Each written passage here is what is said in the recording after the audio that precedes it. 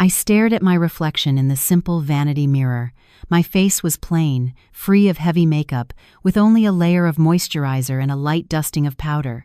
My hair was pulled back into a neat, practical ponytail.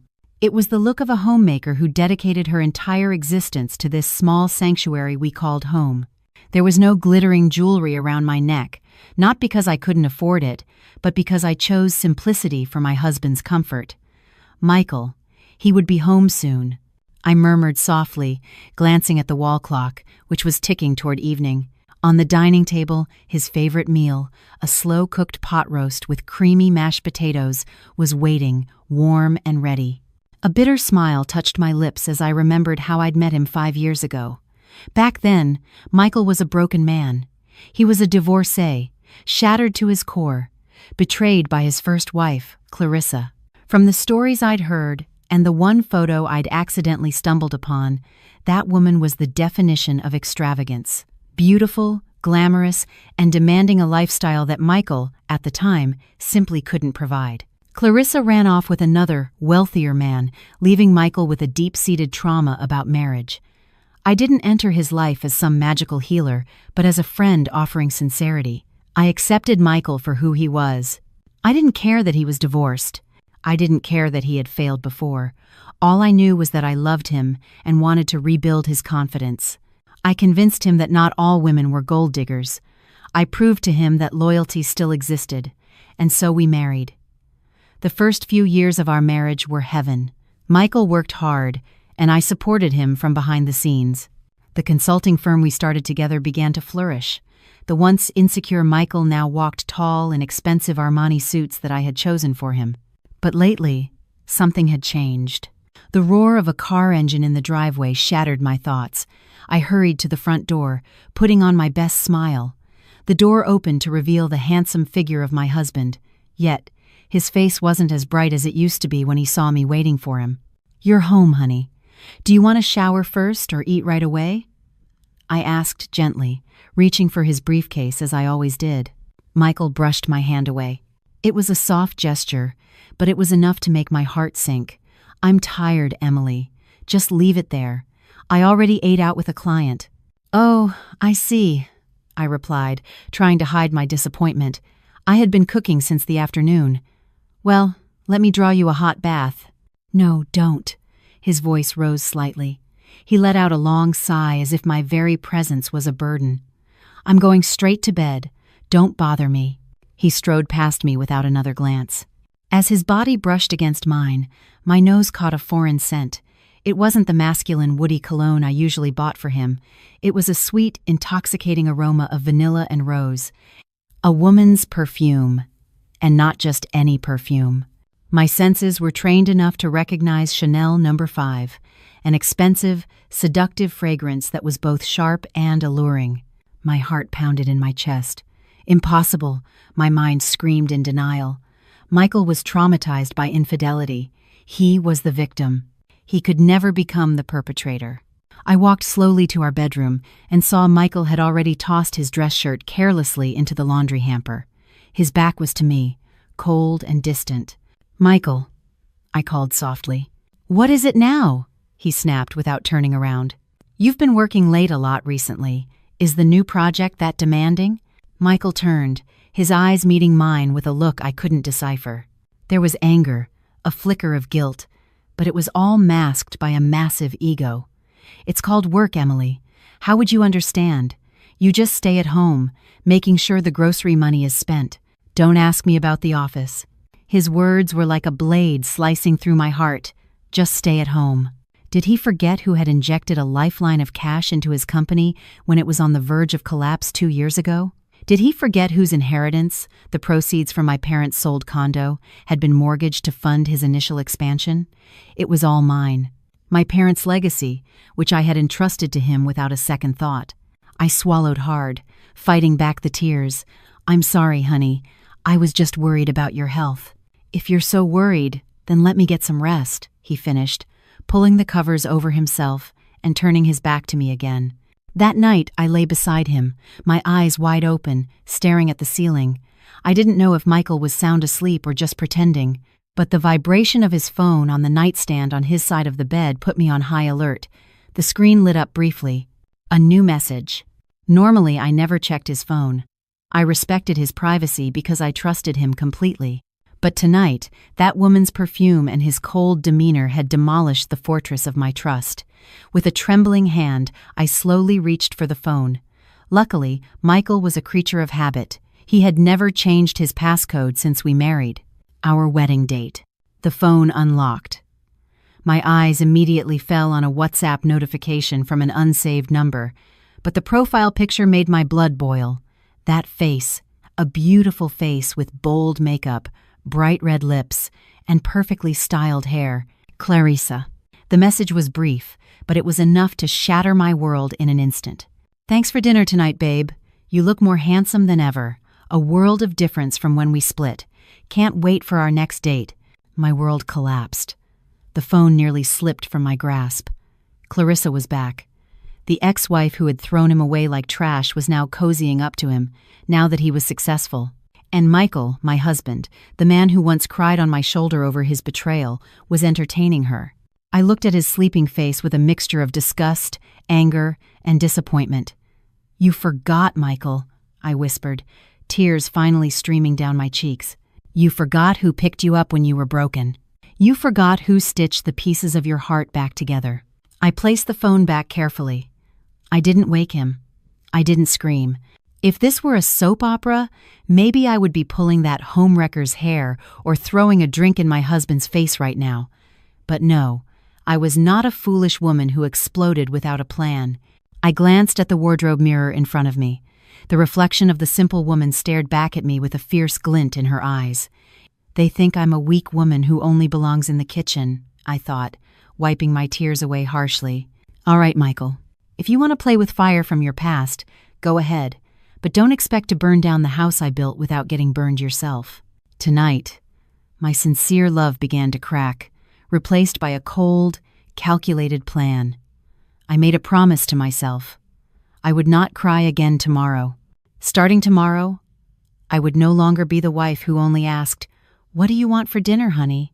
Starting tomorrow, I would be a nightmare for those who betrayed me. Silently, I rose from the bed and walked to the home office downstairs.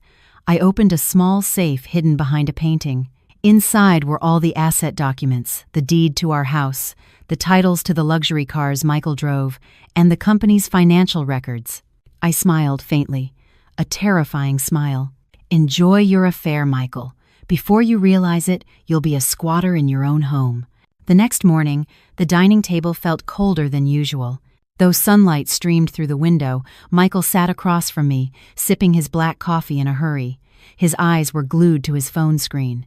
Occasionally, his fingers would type rapidly, and a faint smile would grace his lips. A smile that vanished as soon as he realized I was watching him. "Good news from the office, honey?" I asked, placing a plate of scrambled eggs and bacon in front of him. Michael flinched. He quickly turned off his phone and slipped it into his suit pocket. His movements were awkward, secretive. No. Just the usual office group chat. "The team is joking about a new project," he stammered.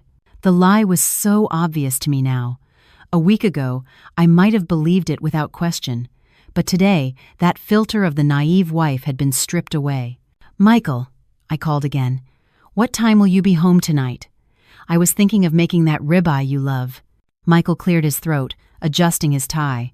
He didn't dare look me in the eye. "Don't cook, Emily. I have to work late again. Probably won't be back until after midnight. That client from yesterday wants a rush revision on the proposal. You should go to bed early." Work late. The phrase now sounded like a filthy code word in my ears. "All right. Well, take care of yourself. Don't forget the vitamins I packed in your bag," I said, my tone intentionally gentle, as if nothing was wrong. Michael nodded, gave me a quick, perfunctory kiss on the forehead, a kiss devoid of any warmth, and rushed out to his car. The black Range Rover we had bought 2 years ago. No, correct that. The car I had bought 2 years ago with the money from the sale of my mother's estate, but had put in his name so he would look more respectable to his business partners.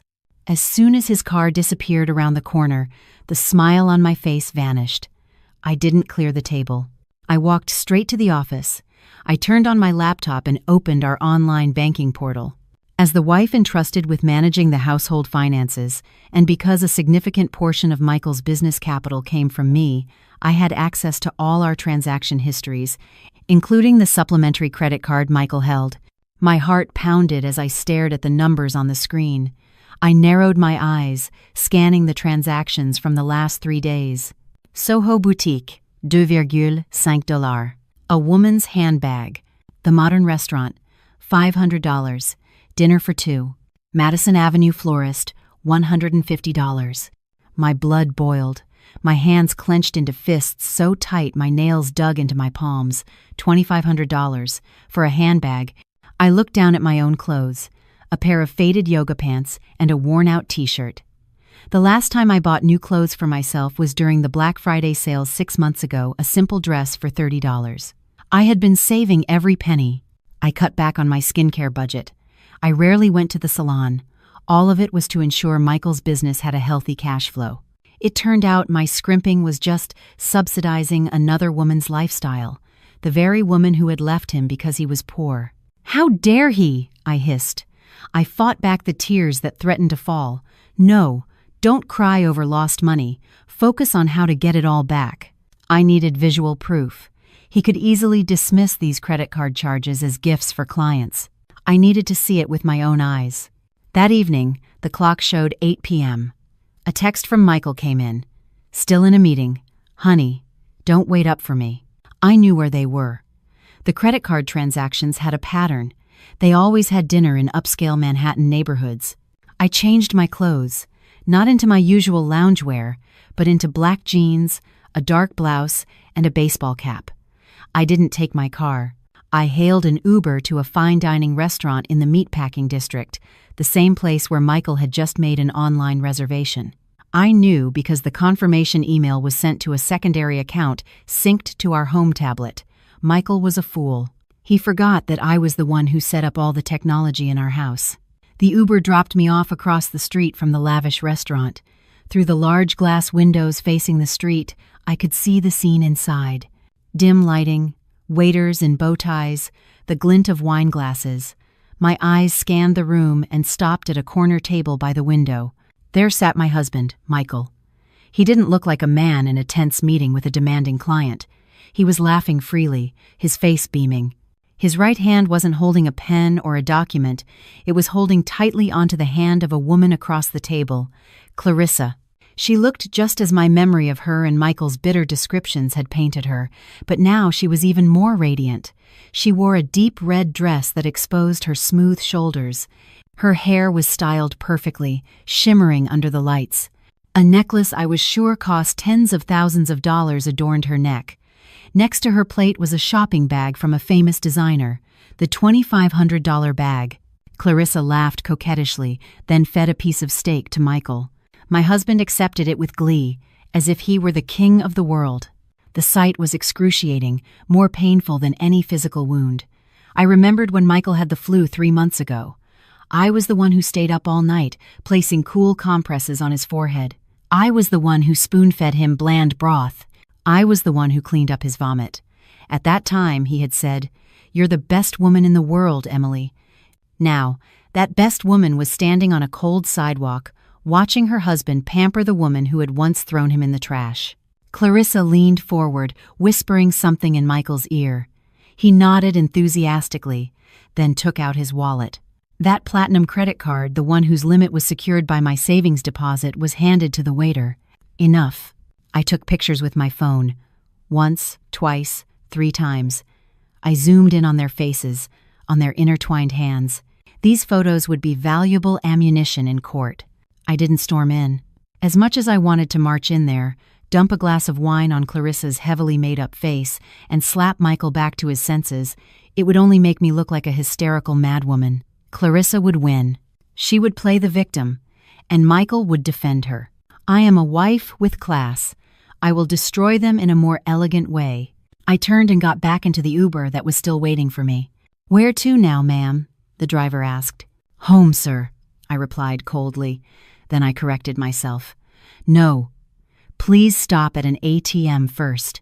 Inside the cold, sterile ATM booth, I inserted my personal debit card. This was the card for our main joint savings account, where I kept the family's emergency fund and most of the business profits Michael had transferred to me over the last year.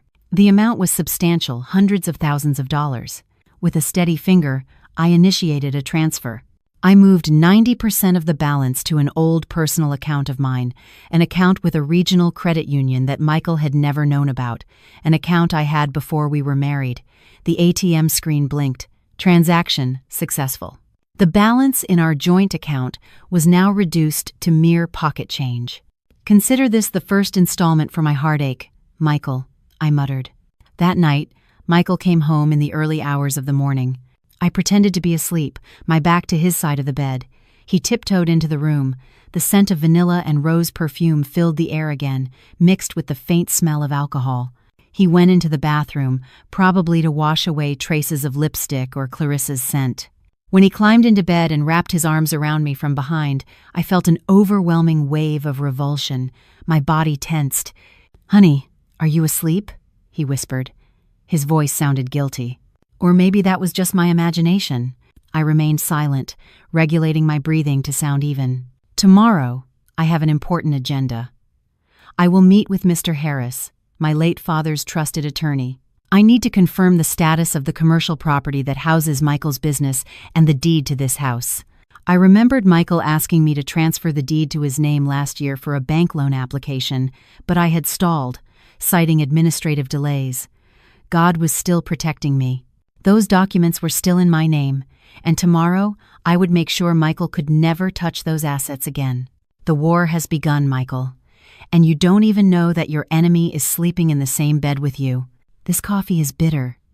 Are you even trying to make it right?" Michael's shout shattered the morning silence. He shoved the ceramic mug of black coffee, spilling some of its contents onto the white tablecloth I had just changed yesterday. I flinched, not out of fear, but out of astonishment at the drastic change in the man before me. Michael used to praise my coffee, saying the balance of sugar and coffee was perfect, like a love potion. Now, even the water I served him would probably be wrong in his eyes. "I'm sorry, honey." "The ratio is the same as always," I answered softly, immediately grabbing a cloth to clean the stain. "Is it my taste that's changed, or are you just getting more incompetent?" Michael scoffed, his eyes looking down on me. "Look at you, Emily. It's early morning and you already smell like garlic, and you're always in those same old yoga pants. Try to dress up a little. I'm a CEO. It's embarrassing to have a wife who looks so drab." My hand, which was wiping the table, paused, smelled like garlic. I had just showered and put on body lotion. Drab. He was the one who bought me these comfortable clothes for my birthday 2 years ago. I knew what was happening. Michael was looking for my flaws. He needed justification for his affair. He needed to convince himself that I deserved to be betrayed because I wasn't on the same level as his new woman. I straightened up, looking at him with eyes I deliberately made to look teary. "Why would you say that, Michael? I try to look nice for you. Besides, you cut the household budget this month, saying you needed capital for the new branch office. So I just—" "Money, money, money. Again," Michael cut in, his face turning red. "You're so calculating with your own husband." "Forget it. I'll have breakfast out. I've lost my appetite." He grabbed his car keys and his jacket and stormed out without a word. The front door slammed shut, leaving a painful echo in the large, empty living room. I took a deep breath, and a wry smile slowly formed on my lips. "Go, Michael. Enjoy your last few days as king, because I am slowly dismantling your throne." Later that afternoon, my phone rang. My husband's name was on the screen. I let it ring 3 times before answering. I had to modulate my voice to sound innocent and clueless. "Hello, honey?" "Emily, what did you do to our main savings account?" Michael's voice was frantic and angry on the other end. There was a commotion in the background. It sounded like he was in a jewelry store or a boutique. "What's wrong, honey? What happened?" I asked, feigning confusion. "I'm trying to pay for something, but the card was declined. It says insufficient funds. You're embarrassing me in front of a client." "Ah, he must be with Clarissa, buying her another gift." I smiled with satisfaction, imagining Michael's red face in front of the cashier, while Clarissa probably looked at him with a raised eyebrow, doubting the financial prowess of her new sugar daddy. "Oh, that," I paused for a moment, letting Michael's panic grow. "Well, honey, the bank called me yesterday. They said there was a special high-yield certificate of deposit offer for long-time customers. Since you said you needed a large amount of capital for expansion next year, I took the initiative and moved 90% of the balance into a fixed-term CD." "What?" Michael screamed. "Why didn't you ask me first?" "Well, you've been so busy lately. You rarely reply to my texts and get angry when I call. I just wanted to help you save so the money wouldn't be spent on unimportant things. Besides, the CD is in my name since the original account was mine, so the process was quick," I explained with a blameless, innocent tone. There was a moment of silence. Michael was trapped. He couldn't get angry because my reason was to save for his business. If he threw a fit about not being able to buy luxury goods, he would expose his own extravagance. And the key point, he knew the account was originally mine before we married, even though we used it jointly. But I need cash now, Emily. Cancel the CD, he urged, his voice lower but full of pressure. "I can't, honey. If we cash it out before maturity, there's a 20% penalty. That would be a huge waste of money. You can just use the other credit card, can't you?" "That card is maxed out," he blurted out. "Maxed out? For what, honey? The limit is $50,000, I prodded. Michael stammered. For office operational costs, of course. You ask too many questions. Wire me $5,000 to my personal account. Now. Quick. Click. He hung up. $5,000. For a supposedly successful businessman, he had to beg his wife for $5,000. Pathetic. I transferred the money, not out of fear, but to give him a little more rope. It was like fishing. You have to let the line out a bit before yanking it hard so it doesn't snap. Let him feel like he won today. Let Clarissa stick to him for one more day. Because if Clarissa left now, my game wouldn't be as fun. I wanted them to fall together, from the peak of their deluded fantasies. That evening, the terror began. A WhatsApp message came from an unknown number. No profile picture. Ping. I opened it. A photo downloaded. My blood ran cold. It was a picture of a hand.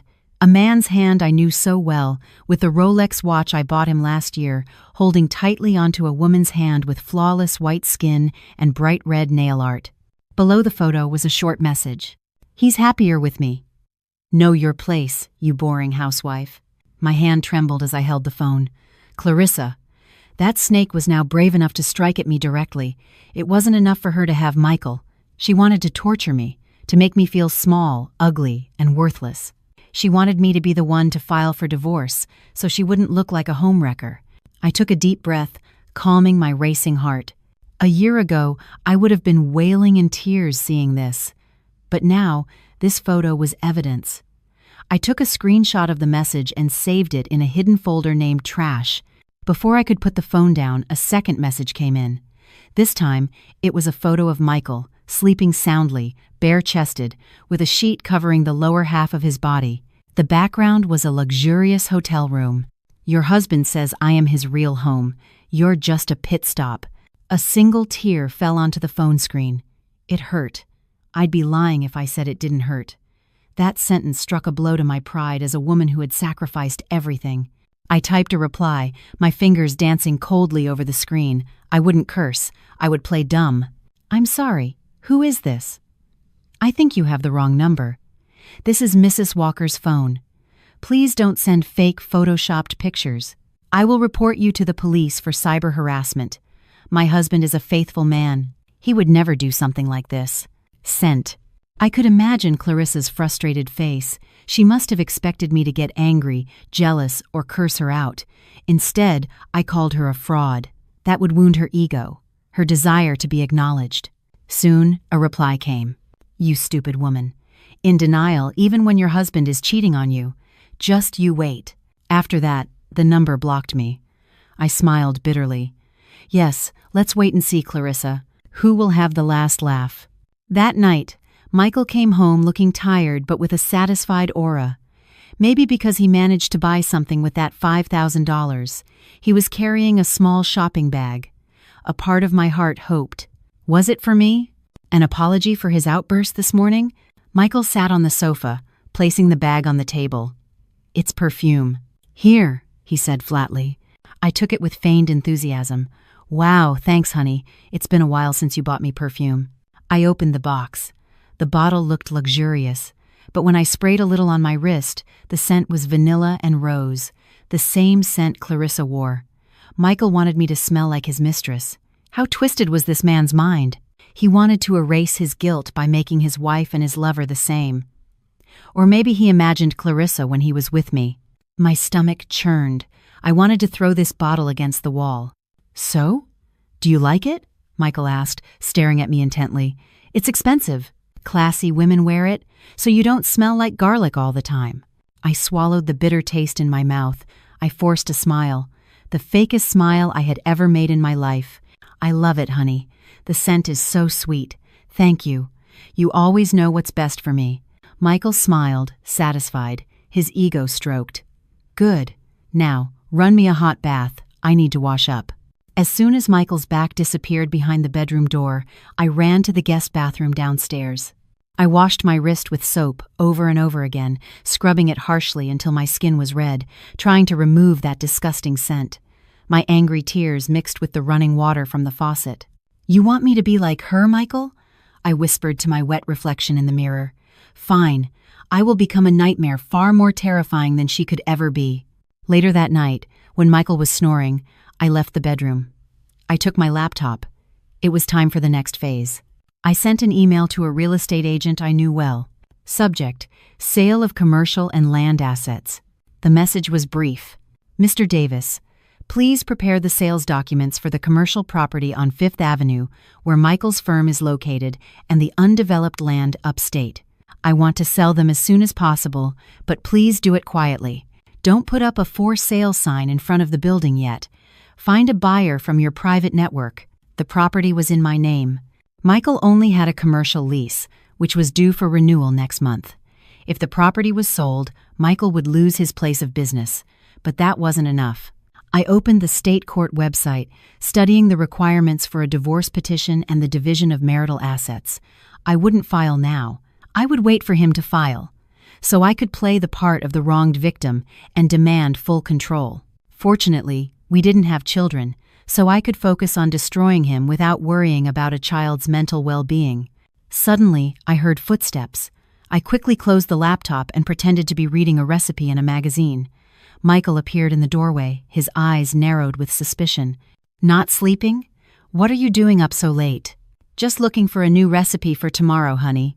You said you were bored with my cooking, I answered calmly. Michael grunted. Whatever. Just don't forget to iron my gray suit tomorrow. I have an important meeting. A meeting with who, honey? A new client. A major investor. If this deal goes through, we'll be rich, Emily. You won't have to worry about petty grocery money anymore. A major investor. My gut told me this had something to do with Clarissa's social circle. She must have introduced Michael to her contacts to entangle him further. I hope it goes well, honey, I said. A sincere prayer, actually. I hope your downfall goes smoothly, Michael. The higher you fly on Clarissa's fake wings, the more shattered your bones will be when I cut them off.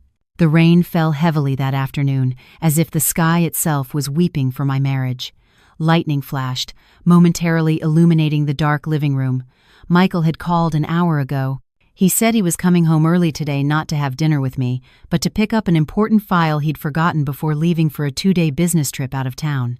A business trip. I smiled grimly.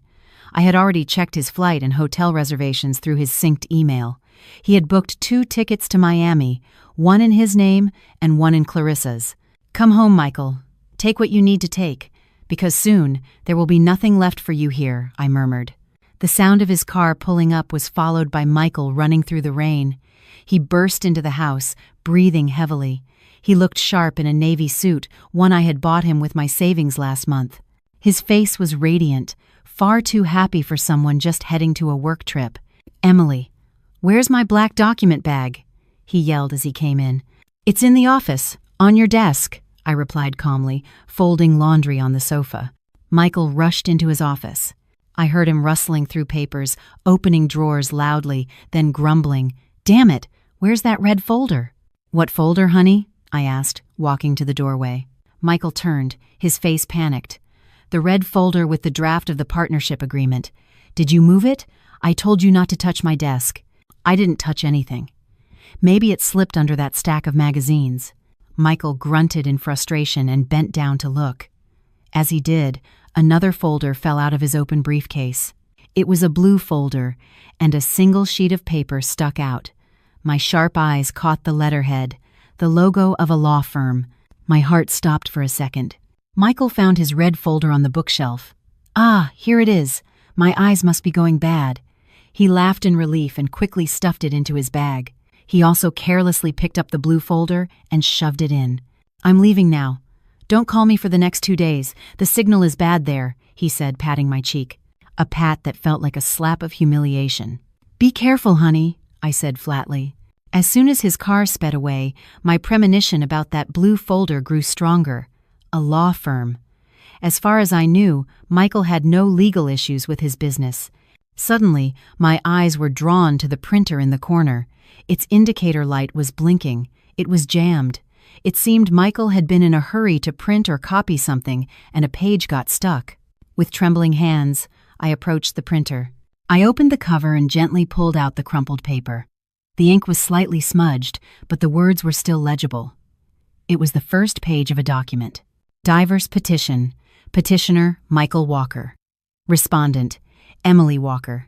My legs gave out. My body sank to the cold floor. Even though I had expected it, seeing it in black and white still ripped my heart to shreds. I read the grounds for the petition with blurry eyes. That there are irreconcilable differences between the petitioner and the respondent. That the respondent, M, cannot keep up with the petitioner's lifestyle and social status. That the respondent frequently instigates arguments over financial matters. "Lies," I hissed, tears finally spilling. "Can't keep up with your lifestyle? Who funded that lifestyle, Michael? Frequent arguments over finances? That was because you were squandering our money on that homewrecker." But the most painful part was on the next page, which had also been partially pulled out, though it was torn. It was a draft for the division of marital property. Michael was demanding the house. He was demanding the commercial property. He was demanding the cars. He claimed it was all the result of his own hard work during the marriage. "You want to rob me, Michael? After you robbed me of my heart, you want to rob me of my future?" My anger began to overpower my sorrow. I crumpled the paper into a tight ball. Suddenly, my phone buzzed, a notification from the cloud storage app. I had forgotten. Michael used his old iPad for work, and it was connected to our family cloud account, for which I held the password. It seemed that on his way to the airport, he was on a video call, and because the iPad was set to auto-record audio, a feature I had once enabled to record his important meetings, the recording was being uploaded to the server. I opened the latest audio file. It was still recording in real time, or had just happened minutes ago. I pressed play. A woman's crisp laughter filled my phone's speaker. Clarissa. "Babe, did you see your wife's face when you left? God, she looked so pathetic, like a wet dish rag." Clarissa's mocking voice was accompanied by the sound of jazz music from the car radio. Then, I heard Michael's voice, the same voice that used to whisper words of love to me. "Ha ha ha, I know." She completely believed the whole out-of-town meeting story. The stupid woman. She thinks I'm working this hard for her. I'm working this hard so I can divorce her faster and marry you, babe. "But what about her assets, honey? Are you sure you can get everything?" Clarissa asked, her tone greedy. "Don't worry. Emily is naive. She doesn't understand the law.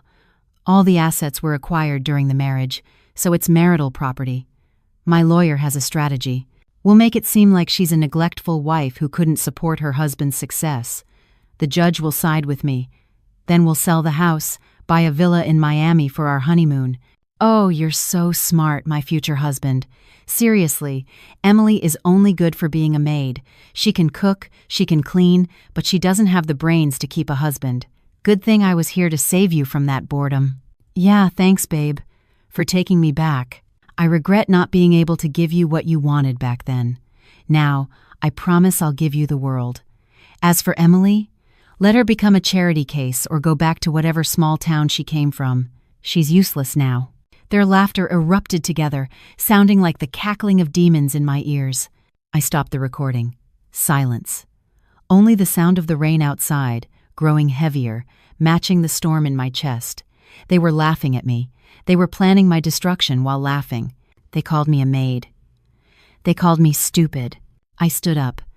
There were no more tears. My tears had dried up, replaced by a fire burning in my soul. I walked to the large mirror in the living room and stared at my face. The face of a woman who had been sincere, who willingly gave up new clothes for her husband's business capital, who woke up at 5 a.m. to prepare his breakfast. "You are wrong, Michael," I whispered to my reflection. My gaze was now as cold and sharp as a razor blade. "You said I have no brains. You said I'm naive." I picked up my phone and called Mr. Harris, my late father's attorney. It was almost 7 p.m., but I didn't care. "Hello, Mr. Harris. I'm sorry to bother you this evening." My voice was calm but laced with pressure. "Oh, Emily, my dear. It's no trouble. Is something urgent?" "Very urgent, sir. Regarding the sale of the commercial property and the land upstate we discussed, I agree to the price the buyer offered. I want to sign the sale agreement tomorrow morning. And one more thing, please prepare the documents for the transfer of shares in Michael's company, Walker Consulting, LLC. You'll recall from the founding documents that I hold an 80% stake as the primary investor, even though Michael runs it as CEO. That's correct, Emily. It is still in your name. Michael holds only 20% non-voting shares. Good. I want to call an emergency shareholders meeting. Tomorrow, I will be selling my 80% stake to a third party. I have a friend who is interested in acquiring it. There was a brief silence on the other end. Mr. Harris could probably smell the scent of war. "Emily, does Michael know about this? This will effectively strip him of all control over his own company." I smiled wryly, a smile Michael had never seen. "He doesn't need to know now, sir. Let him find out when he gets back from his meeting in Miami. When he walks into his office, he'll no longer be the boss." "Very well. If that is your wish, Emily, I will have the papers ready by 9 a.m. tomorrow." "Thank you, sir. And please ensure the proceeds from the sale of the properties and the shares are wired to my private Swiss bank account, not my domestic one." The call ended. I looked back at the crumpled divorce petition on the floor. I picked it up and smoothed it out gently. "You want to divorce me because I'm not on your level, Michael." I took a lighter from a drawer. I lit it and touched the flame to the corner of the petition. I watched it burn slowly in an ashtray, seeing my name and Michael's turn to black ash. "Have fun in Miami with your stolen money, my husband. Enjoy your last laugh with that homewrecker. Because when you come back, you won't have a home to return to. You won't have a company to lead. And you, Michael, you will realize that this maid was the queen of your castle all along." That night, I slept soundly. For the first time in months, I felt no anxiety, because I knew the self-destruct button was in my hand, and I had just pressed it. The next morning, New York was bright and clear, a stark contrast to my heart, which had frozen solid. Michael stood at the door, his Louis Vuitton suitcase, a birthday gift from me last year, already in the trunk of an Uber. He had refused the company driver, claiming he wanted to be independent. I knew it was because he didn't want the driver reporting that he was picking up Clarissa. "I'm off, Emily. Wish me luck with this project," he said, adjusting his sunglasses. He looked more like a celebrity on vacation than a businessman heading to a tough negotiation. "Of course, honey. My prayers are always with you," I replied. "My prayer that you quickly realize you're digging your own grave," I added silently. Michael gave me a hurried peck on the cheek. The faint scent of vanilla perfume lingered on his shirt. He must have already met Clarissa this morning. As soon as the Uber disappeared from view, I didn't wave. I turned around, closed the door, and locked it securely. Playtime was over. It was time to clean house. I changed into a tailored ivory blazer and matching trousers. I styled my hair into a sleek bun. Today, I was not Emily, the homemaker. I was Emily, the investor, the chairwoman, the executioner. My first stop was Mr. Harris's office. The middle-aged man greeted me with a look of concern, yet remained professional. On his desk, Stacks of documents were ready. "Emily, are you certain about this?" he asked one last time, handing me a pen.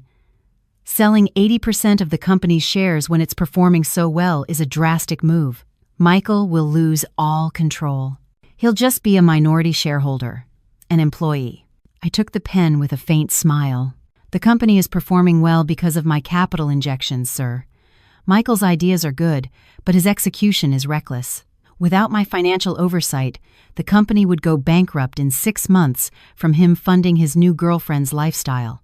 I'm saving my assets before the ship sinks," I said firmly. Without hesitation, I signed my name above the seal. Swish, swish. The sound of the pen was like music to my ears. With that signature, Walker Consulting LLC no longer belonged to Michael Walker. The investor, Mr. Harris, brought in, a ruthless private equity firm known for its brutal efficiency, was officially the new owner. "And what about the commercial property?" I asked. "It's done." The buyer agreed to the market price plus a 10% premium for the prime location. "The funds will be wired to your private account this afternoon." "Excellent. Make sure the eviction notice is delivered to Michael's office the day after tomorrow, right when he's scheduled to come back to work." Mr. Harris looked at me with a mixture of horror and admiration. "My dear Emily, you've really thought of everything. He started the war, sir. I'm just finishing it." That afternoon, I stopped by a casual burger joint for lunch. While eating, I opened Instagram on a new, anonymous account. Clarissa's profile was public. How foolish. Or perhaps she was showing off on purpose, hoping I'd see it. Her latest story was posted 10 minutes ago. The location tag was a chic beach club in Miami. The video showed their 2 hands holding cocktails against a backdrop of an infinity pool and the ocean. "Cheers to a new life with my love," the caption read. The next slide was a photo of a lavish seafood platter, lobster, king crab, oysters. I glanced at my watch. 12:30 p.m. Just then, my phone buzzed. A text alert from my bank. "Wire transfer received. $4,500,000. Sale of Fifth Avenue property." Wire transfer received. $2,200,000. Sale of majority shares. A total of nearly $7 million had just landed in my secure, offshore account. I stared at the screen, smiling. The money that had been tied up in Michael's ego was now liquid and entirely mine again. Meanwhile, in Miami, Michael was probably paying for that lobster with a corporate credit card, unaware that his access would be frozen by the new majority shareholders tomorrow morning. "Eat up, honey. It's your last supper," I murmured.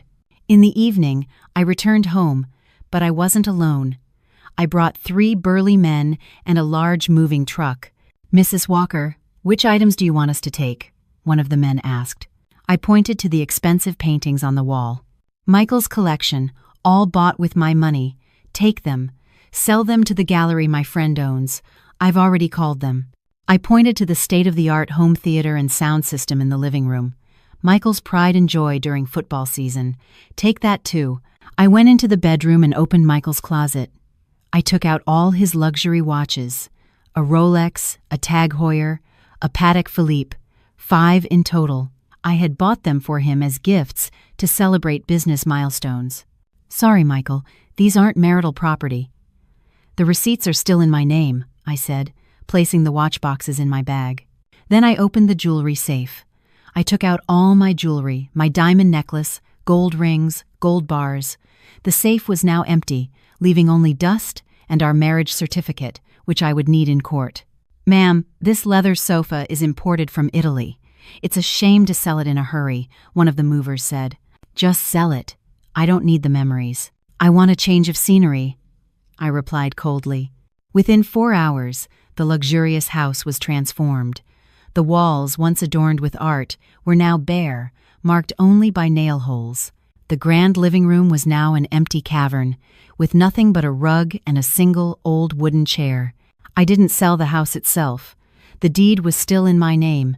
I just wanted Michael to come home to an empty house, as empty as his promises, as empty as his heart. Before leaving, I did one last thing. I went to the garage. Parked there was Michael's pride, a 2-door Porsche 911 he loved to show off to his car club friends. I had already called a tow truck. "Sir, Please take this car to my friend's showroom on Park Avenue. The title and bill of sale are on the dashboard." "Yes, ma'am." The car was towed out, leaving the garage vast and vacant. The sun was setting as I stood on the porch. The house was now completely dark. I had intentionally let the prepaid electricity run out and didn't refill it, let him experience true darkness. I took out my own suitcase, filled only with my clothes and important documents. I ordered an Uber to a new apartment I had rented a week ago in a secure high-rise downtown, a place Michael didn't know existed. In the Uber, I checked my phone again. Clarissa had posted a new photo. They were having a romantic candlelight dinner. Michael was laughing, his teeth white and gleaming. I typed a text to Mr. Harris. "Sir, freeze all of Michael's supplementary credit cards and block the corporate accounts at 9 a.m. sharp tomorrow. No mercy." Sent. I leaned back in my seat, watching the glittering lights of the New York skyline. "Enjoy your vacation, honey. Enjoy tonight, because when the sun rises tomorrow, your world will go dark." One last tear rolled down my cheek, but it wasn't a tear of sadness. It was a tear of liberation. I had finally removed the parasite that had been feeding on my life. The first phase, financial destruction, was complete. Liquid assets were secure. Fixed assets were sold. Now, I just had to wait for the second phase, psychological destruction. And that would begin the moment his feet touched the ground in New York. The blistering Miami sun seemed to do nothing to warm Michael's suddenly pale face. He stood rigidly at the reception desk of the five-star hotel. Beside him, Clarissa was busy adjusting her Dior sunglasses, oblivious to the storm that was brewing.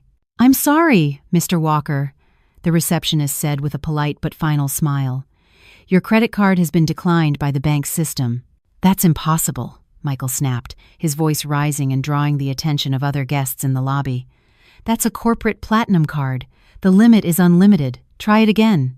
"Your machine must be broken." The receptionist tried again. The same short, infuriating beep sounded. "Transaction failed. Still declined, sir. Perhaps you have another card?" A cold sweat broke out on Michael's brow. He frantically fumbled through his wallet, pulling out his backup card, the supplementary one from his joint account with Emily. "Swipe. Declined." He pulled out his personal debit card.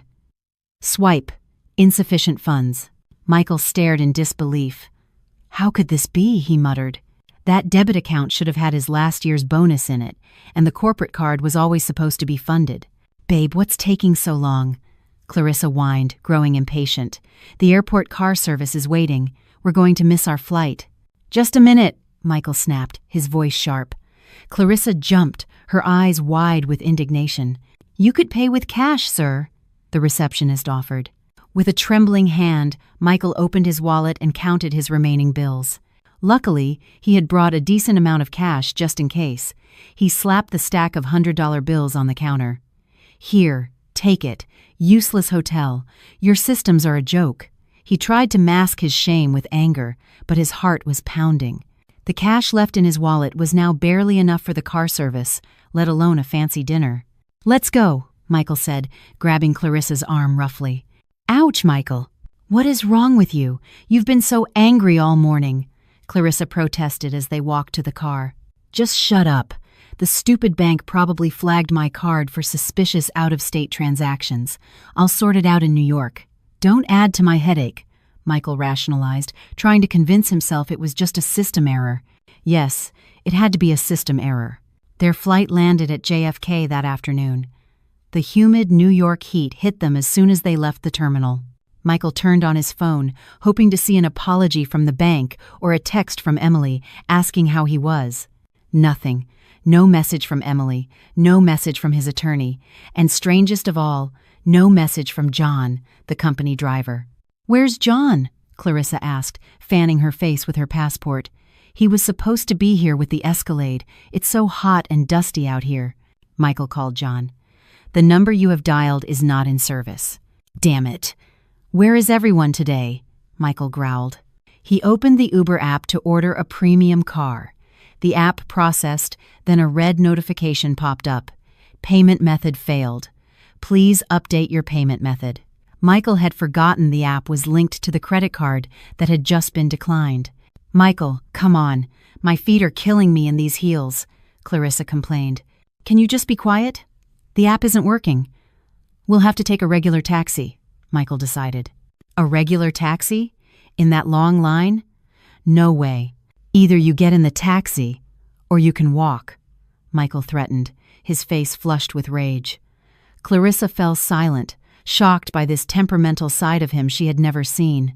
Sulking, she followed him into the long, winding line for a yellow cab. Inside the taxi, with its weak air conditioning, they sat far apart. The affectionate hand-holding was gone. To my office first. Midtown, Michael ordered the driver. He had to sort this out immediately. The taxi pulled up in front of the 3-story commercial building that housed Walker Consulting LLC. But something was wrong. The company's nameplate was gone. In its place was a massive banner that read, "This property has been sold and is undergoing vacation." Michael's eyes widened. What the hell is this? He jumped out of the taxi, forgetting to pay until the driver yelled at him. Clarissa followed, confused. Michael burst into the building. The lobby was a mess. Cardboard boxes were stacked everywhere. His employees were busy packing files, their faces grim. "Hey, what's going on here?" Michael yelled. "Who ordered this? Who put that banner up?" A stranger in a sharp black suit emerged from what used to be Michael's office. He looked at Michael with cold, detached eyes. "Are you Mr. Michael Walker?" the man asked flatly. "Yes, I'm the owner of this company. Who are you? And what are you doing in my office?" The man smiled faintly and handed him a brown envelope. "I represent the new owners of this building and the new majority shareholders of the company, Sterling Capital Investments. This is the official notification." Michael snatched the envelope and tore it open with shaking hands. Inside were copies of the share purchase agreement and an order to vacate the premises. At the bottom of the share agreement was the signature of the seller, Emily Walker. Michael's world spun. "Emily," he whispered in disbelief, But I'm the CEO." "You are the CEO, Mr. Walker?" the man clarified calmly. "But in an emergency shareholders meeting held yesterday, attended by the holder of 80% of the shares, Mrs. Emily Walker, it was decided to completely restructure the board. You have been terminated, effective immediately, for alleged misuse of company funds for personal interests." "Lies!" Michael screamed. "This is my company. I built it from nothing." "You ran it, but 80% of the capital came from your wife, did it not?" "Legally, she has the right to sell her shares at any time," the man retorted. "And as for this building, the deed was in Mrs. Walker's name. She sold it to our client. You have 48 hours to vacate." Clarissa, standing behind Michael, gasped. So you were just an employee, Michael. You told me this was your company." Michael turned to her, his eyes wild. "Babe, it's not like that. Emily trapped me. And one more thing," the man in the suit interrupted. "The company's Range Rover and Escalade have been repossessed by the leasing company as the loan guarantee provided by Mrs. Walker was withdrawn. Please collect your personal belongings and leave the premises now." Michael stood frozen. He felt as if he had been stripped naked in public. His employees were now staring at him with a mix of scorn and pity. He could hear their whispers. No wonder Mrs. Walker never came around. He was cheating on her. Serves him right. Michael backed away slowly, unable to face their judgment. He grabbed Clarissa's hand and pulled her out of the building. "We're going home," Michael said hoarsely as they got back into the waiting cab. "We're going to my house. It's safe there. That house is my castle." During the ride home, Michael tried calling Emily. "The number you are trying to reach is no longer in service." He called the landline. No dial tone. The line had been disconnected. The sky was growing dark as the taxi entered his upscale residential complex. Michael hoped to see the warm glow of the porch light, hoped Emily would be there, maybe angry, but he could talk her down. He would tell her he had made a mistake. He would get on his knees and beg if he had to, just to get his access back. The taxi stopped. The house was pitch black, like a haunted mansion. "Why are the lights off?" Clarissa asked, her voice tinged with fear. "This place is creepy, Michael." Michael got out and paid the driver with the last of his cash. He ran to the front door. It was locked. He fumbled for his key. The door creaked open. A musty smell hit him. Not the usual scent of Emily's cooking or the lavender air freshener. Just the smell of dust. He turned on his phone's flashlight. The light switches didn't work. The power was cut. The beam swept across an empty room. The Italian leather sofa was gone. The 60-inch TV was gone. The paintings, the sculptures, all gone. The house was completely bare, leaving only the cold marble floors. Michael sprinted up the stairs to the master bedroom, his breath ragged. "Emily! Emily!" he shouted, his voice echoing in the empty house. The bedroom door was open. Their king-sized bed was gone. The walk-in closet doors were wide open and empty. Michael's clothes had been dumped in a heap on the floor like trash. All of Emily's belongings were gone. The safe on the wall was open and vacant. Michael collapsed onto the pile of his own clothes, his knees hitting the hard floor. "Gone," he whispered. "Everything is gone." Clarissa appeared in the doorway, panting. She shone her phone's light around the room. "Michael, where are all the luxury things? Where's the jewelry you promised to show me?" she shrieked hysterically. "Why does this look like a squatter's den?" Michael looked up at her, his expression vacant. Emily took everything. She knew, Clarissa. She knew everything. "So where's your money? Your bank accounts? Your shares?" "Frozen. Sold." Clarissa's face transformed from panic to disgust. "So you're broke now? You have nothing left?" She took a step back. "You lied to me. You said you were a successful tycoon. Turns out you were just your wife's parasite." "Don't leave me, babe. We can start over," Michael pleaded, reaching for her hand. Clarissa slapped his hand away. "Start over from scratch? You can eat your love for dinner. I left my wealthy ex-husband for you because I thought you were richer. Turns out you're a zero." She turned and walked away, leaving him alone in the darkness. "Clarissa, wait." But the sound of her heels faded quickly down the stairs, followed by the slam of the front door. Silence. There was only Michael, the darkness, and the pile of wrinkled clothes. Suddenly, his phone buzzed. A notification. It was an email from Emily Walker. Subject: a welcome home gift. With a trembling hand, Michael opened it. The body of the email contained a single, short sentence and a PDF attachment. "Welcome back to reality, Michael. I hope you like the new decorations. Attached is my divorce petition. See you in court." Michael threw his phone against the wall, shattering the screen. He tore at his hair and screamed, a primal, desperate scream that was answered only by the echoes of the empty walls. The king had fallen, and his castle was now nothing more than a concrete tomb. The next morning, the hallway of the New York County Family Court felt suffocating to Michael Walker. He sat on a hard bench, twisting the hem of his wrinkled suit, the last one he owned, the only remnant of his former glory he hadn't yet sold to survive. Beside him, Clarissa sat applying a garish red lipstick, a stark contrast to the somber atmosphere. She didn't look worried. She looked greedy. "Remember, Michael," Clarissa whispered without looking at him, "you have to fight for the house. Your lawyer said it's marital property. Don't let that small-town woman win. We need that capital to get married and buy a new apartment." Michael swallowed hard. "Yeah, babe. Don't worry. I'm the one who worked for it. The judge will understand." But deep down, he was terrified. The cheap lawyer he'd hired had already told him their position was weak. Case B12. Petitioner and respondent, please enter courtroom 2. "Come on," Clarissa nudged him. "Finish her." Michael stood, trying to summon the last dregs of his ego. As he walked toward the door, Emily appeared from the opposite end of the hall. Michael froze, his breath catching in his throat. Was that Emily? The wife he had only ever seen in sweatpants and smelling of spices? The woman walking toward him looked like a queen. She wore a perfectly tailored navy pantsuit that radiated power and professionalism. Her hair was styled immaculately, her makeup subtle yet striking. In one hand, she carried an authentic Hermes handbag, not a knockoff like Clarissa's, and behind her walked 2 senior partners from one of the most prestigious law firms in the city. Clarissa's jaw dropped, her eyes wide with a mixture of shock and envy. Emily walked past them without a single glance, a sophisticated trail of Jo Malone perfume sweeping away the cheap vanilla scent Clarissa wore. "So arrogant," Michael muttered, trying to mask his own sudden feeling of inadequacy. Inside the courtroom, They sat facing each other. Though separated by only a few feet, it felt like two different continents. Emily's gaze was fixed forward, calm and composed, as if Michael were a complete stranger. The judge began. Mr.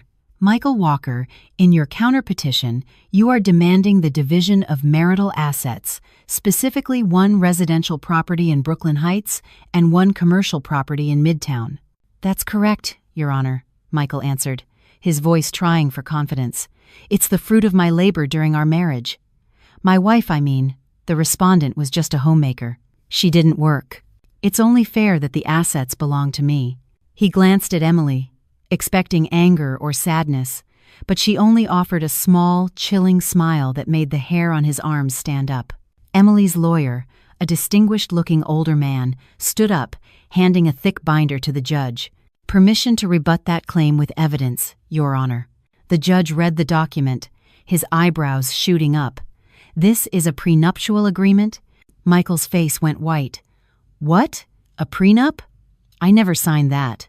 You may have forgotten, Mr. Walker, Emily's lawyer interjected, his tone calm but sharp. 5 years ago, before your wedding, you signed this document for the separation of assets. At the time, you were bankrupt after your first divorce, and our client, Mrs. Walker, wished to protect her significant family inheritance. You agreed and signed it in the presence of a notary. Michael's mind flashed back.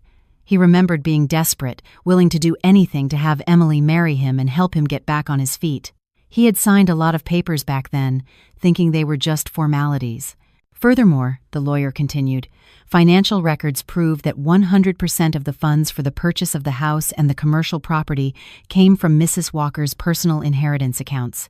Mr. Walker did not contribute a single dollar. In fact, records show Mr. Walker extensively used a supplementary credit card funded by Mrs. Walker for his personal lifestyle. The lawyer presented highlighted bank statements. Here is the proof, Your Honor. Transactions for luxury handbags, jewelry, and 5-star hotel stays for another woman, a Miss Clarissa Monet, all paid for with Mrs. Walker's money.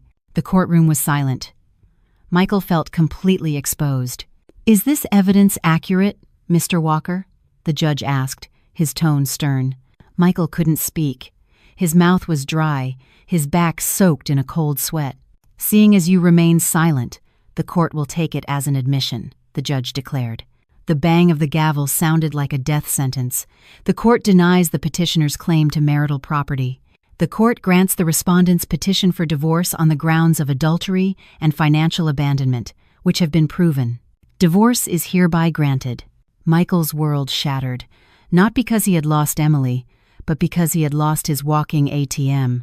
Wait, Your Honor, I have nowhere to live. I have no money, Michael shouted, all pride forgotten. At least give me some kind of settlement. Mr. Walker, Emily's voice cut through the room. For the first time she spoke, her voice soft yet piercing. You came into my life a broken man. I nurtured you back to health, but you chose to poison the hand that fed you. Now, you will leave my life the same way you came into it, with nothing. Emily stood, bowed respectfully to the judge, and turned to leave. As she passed Michael, she paused and leaned in close to his ear. Enjoy your freedom, Michael. Isn't this what you wanted? To go back to your beautiful ex-wife? Now you're free to be with her, without my interference and without my money. Emily walked out. Michael sat frozen, his legs too weak to stand. Outside, Clarissa waited impatiently. As Michael emerged, looking like a ghost, she pounced. Well, did we win the house? When can we sell it? Michael stared at Clarissa. Her beautiful face now looked grotesque, her heavy makeup unable to hide the greed in her eyes. We lost, Michael whispered. Everything. The house, the business, the cars. It was all Emily's. I get nothing. I even have to pay her legal fees. Clarissa's expression changed in a flash. What do you mean? You said you were rich. You said it was your company. I was wrong, Clar. I thought it was mine. I was just living in it. Michael reached for her hand. But we still have love, right? We can start over. I promise I'll work hard. Slap. A hard slap landed across Michael's face. The sting was sharp and hot. People in the hallway turned to stare. Love? Clarissa shrieked. You think I want to be poor with you? I got back with you because I thought you'd made it. If you're broke again, what's the point? You're a useless man. Clar, don't, Michael begged. Clarissa backed away as if he were diseased. Don't touch me. Go deal with your own pathetic life. I'm going to find a real rich man, not some fake nouveau riche wannabe like you. She spun on her heel and stalked away, her stilettos clicking loudly on the marble floor, leaving Michael utterly alone. He stood in the middle of the bustling courthouse. To his left, he saw Emily's back as she walked confidently toward her luxury car, surrounded by her respectful legal team. To his right, he saw Clarissa's back as she stormed away in a rage. He had lost a true queen and been discarded by a false one. Michael slid down to the floor, oblivious to the stares of passers-by. He fumbled in his pocket for a cigarette, but the pack was empty, just like his life. His phone vibrated. A text from a collections agency. Notification: your outstanding credit card balance of $45,000 is now past due. Please remit payment immediately to avoid further legal action. Michael laughed. A hollow, broken sound. Tears streamed from his eyes. Congratulations, Michael, he muttered to himself. You did it. You finally got rid of your wife. 2 years later, Michael pulled a piece of cardboard over his legs to shield them from the biting November wind. His stomach ached with a familiar, gnawing hunger. He was now a permanent resident of a grimy alley off Times Square, surviving on handouts and the pity of strangers. His eyes drifted to a massive digital billboard across the street. It was broadcasting a replay of a prestigious business awards ceremony. And this year's Woman Entrepreneur of the Year award goes to Mrs. Emily Sari, CEO of the Sari Group, for her incredible success in expanding her real estate and hospitality empire internationally. Michael's heart stopped. On that giant screen, the woman he knew so well walked onto the stage. She was breathtaking in an elegant, glittering gold gown, radiating an aura of success that was blinding. Her smile was genuine and happy. There was no trace of the quiet, accommodating wife he used to berate over petty things. Emily accepted the award and spoke into the microphone. I dedicate this award to my painful past, she said, her voice calm and clear. Thank you to the person who once broke my wings. Because of him, I learned how to grow new ones, stronger ones, that have carried me higher than I ever imagined. The end of my marriage was not an end, but the beginning of my independence. The crowd on the screen erupted in applause. Michael hung his head, a single tear splashing onto the dirty pavement. Her words hit him harder than any physical blow. The person who broke her wings. That was him. He was the one who had cast a diamond into the mud, only to watch fate pick it up, polish it, and place it on the highest pedestal. And Clarissa? He'd heard she became the mistress of a wealthy but abusive construction mogul, trapped in a gilded cage by the debts from her own lavish lifestyle. Karma had found her address, too. A sleek, black Rolls-Royce Phantom glided to a stop at the red light in front of him. The back window lowered slowly. Michael looked up, and his eyes met the passenger's. It was Emily. Time seemed to freeze. He was transfixed, staring at her from the cold, wet street while she sat in the warm, quiet comfort of her car. He wanted to scream her name, to apologize, to beg for help, but his body was paralyzed by a profound, crushing shame. He was aware of his own stench, his filthy clothes, his pathetic existence. He searched her eyes for any sign of leftover love, or even anger. He would have preferred anger, because anger meant she still cared. But what he found was far worse. Nothing. Her gaze was blank, neutral, as if she were looking at a lamppost or a trash can. To her, he was no longer a person. He was just part of the scenery. Ma'am, the light is green, her driver said. Emily nodded, then pressed the button to raise the window. Just before it closed, Michael saw her turn to the handsome, well-dressed man sitting beside her, her new husband, a renowned tech billionaire. The man took her hand gently, and Emily smiled at him. A smile that once belonged only to Michael. The Rolls-Royce pulled away, splashing a wave of grimy water onto Michael's face. Emily, he whispered, his voice lost in the city's noise. He had nothing left. His pride was shattered, his hope extinguished. He finally understood what Emily had tried to tell him long ago. He was aware, now, of who had given him everything. But that awareness had come 2 years too late. Michael leaned his head against the cold brick wall. He closed his eyes, letting the hunger gnaw at him. He remembered the taste of her pot roast, the smell of her morning coffee, the sound of her laughter when he used to come home from work. All of it was now just a ghost that would haunt him for the rest of his miserable life. In the distance, the skyscraper where Emily was probably celebrating her victory stood tall, its lights sparkling against the night sky. And down below, in the darkness of a forgotten alley, Michael Walker, the betrayer, finally understood the true meaning of loss. He realized that the greatest punishment for an ungrateful man was not poverty of the wallet, but poverty of the soul, a desolate, unending regret. His story was over. The king had turned to dust, and the queen now reigned in a castle of her own making.